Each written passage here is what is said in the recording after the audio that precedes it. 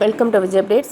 சிறுகடி காசையில் இன்றைக்கி எபிசோடில் பாட்டி வந்து இனிமேல் வந்து இந்த குடும்பத்துக்கு உண்மையாக அப்படின்னு சொல்லி விஜயா காலில் அண்ணாமலை காலிலலாம் விழுந்து மன்னிப்பு கேட்க சொல்கிறாங்க. மனோஜ் ரோகிணி 2 பேருமே வந்து அதே மாதிரி காலில் விழுந்து மன்னிப்பு கேட்குறாங்க. இனிமேலாவது ஒழுங்காக உண்மையாக இந்த குடும்பத்துக்கு அப்படின்னு சொல்லி சரி உள்ளார போ அப்படின்னு அனுப்பிடுறாங்க. உள்ளே போகும்போது ரோகிணி வந்து முத்துவையும் மீனாவையும் வந்து முறைச்சிக்கிட்டே வந்து கதவை சாத்திட்டு உள்ளார போகிறாங்க. உள்ளே போனதும் மனோஜ் வந்து உள்ளார வராரு. அப்போ ரோகிணி வந்து ரொம்ப தேங்க்ஸ் மனோஜ்ன்றாங்க. நான் வந்து அப்படி சொல்லலைன்னா அம்மா வந்து இன்னும் ஒன்று அடிச்சிருப்பாங்க. அம்மா ஒன்று அடிக்கக்கூடாதுன்னு நீங்கள் கேட்டதுனால தான் நான் அப்படி சொன்னேன்.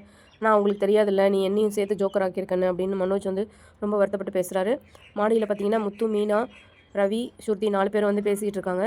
என்னென்னா இப்போவும் வந்து பார்லர் அம்மா வந்து உண்மையை சொல்ல போய் தான் சொல்லுது அப்படின்னு வந்து முத்து சொல்கிறாரு.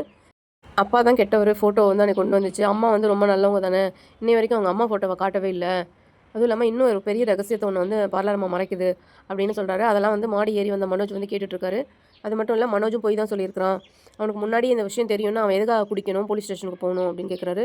அவனுக்கும் அந்த விஷயம் ஷாக்கிங்காக இருந்தனால தான் அவன் அன்றைக்கி குடித்தான் அப்படின்னு சொல்கிறார் முத்து.